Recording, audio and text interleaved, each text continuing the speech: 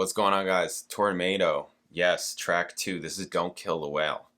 Originated from a bass line and a passage on an acoustic guitar that Squire had devised, which he presented to Anderson, who proceeded to write lyrical ideas off of it using a poem that he had written on the subject as a basis. The acoustic line was worked into the song's chorus. Squire had the idea while the group were in Switzerland working on Going for the One, and the lyrics were inspired by a television program that Anderson saw about saving tigers, which prompted him to write words for a song about saving whales. The song was also inspired by the band's friendship with Terry Doran, who had invited Yes to perform at a benefit concert for the whale movement, but they were too busy working in the studio. Keyboard solo involved Wakeman adapting a sound that he had configured on his Polymoog, which produced weird sounds that resembled a whale. Okay, there you go. And it's short. There's a lot of short songs on, this album is short for Yes. And not full-wise, but like songs, there's 8 songs on this album. There's a bunch of short, it's a lot. They're short here. Right? This is not a 3-track album. So, all right. This is the single, Don't Kill the Whale. Let's do it. Bam.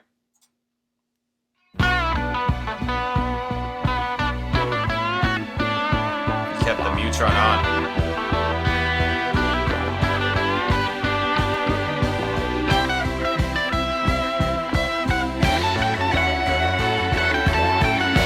I'm not mad at it.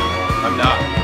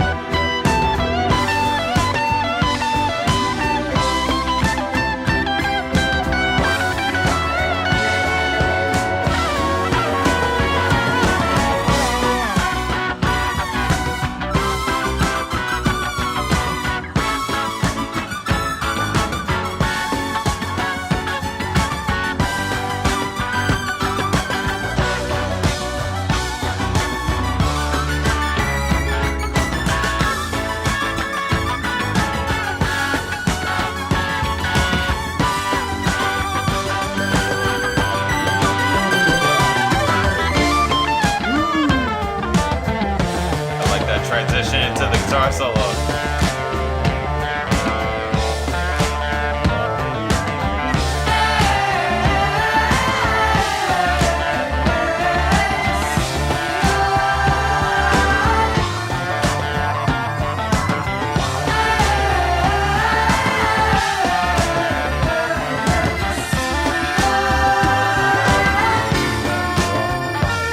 Piano.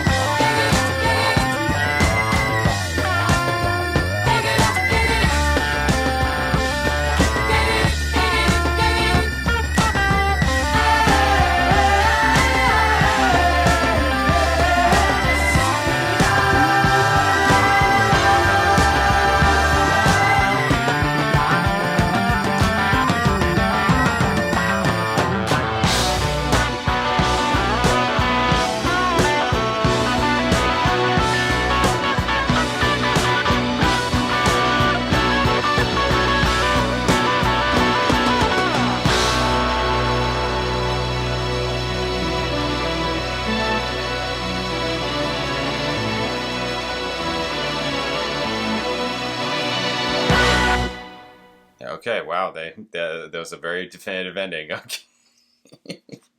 Okay, so the drum, this is pretty cool. The thing that I like the most is the rhythm section.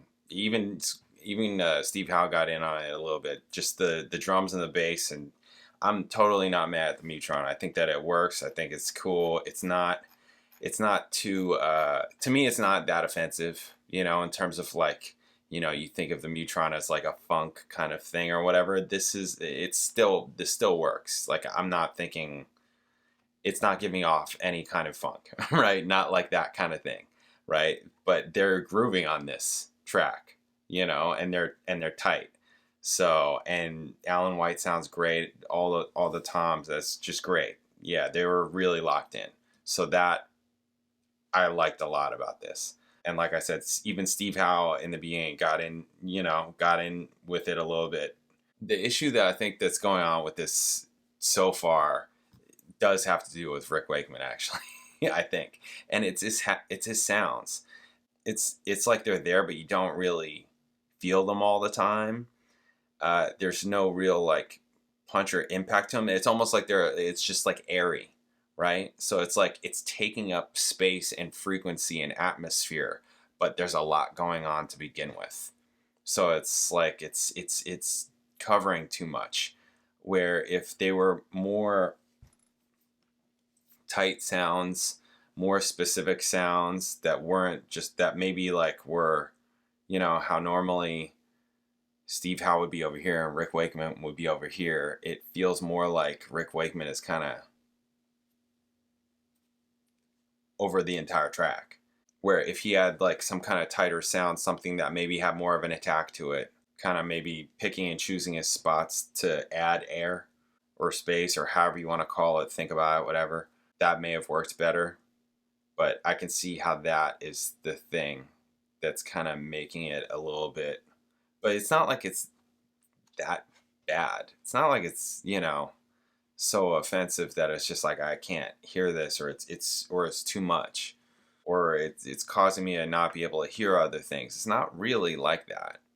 It's just, is it the best choice? It makes you question like, okay, is this the best sound that we could be using? If I'm producing it, that's what I'm going to be going through. That's what is this the best sound? Okay, let's try different sounds. Let's experiment with different sounds and figure out what the best one is. And that's going to take some time, but that's what you're going to do. That's what I would do. And some people are cool with spending time to do those kinds of things, and they get it. And other people are just like, this is going to take forever, like things like that. This is where things get a little bit, tough or whatever. But that's what it sounds like to me, is that. Aside from all that, and that's just me hearing it. I'm not even specifically criticizing it. I'm just kind of hearing the song and being like, okay, I think this is what's going on.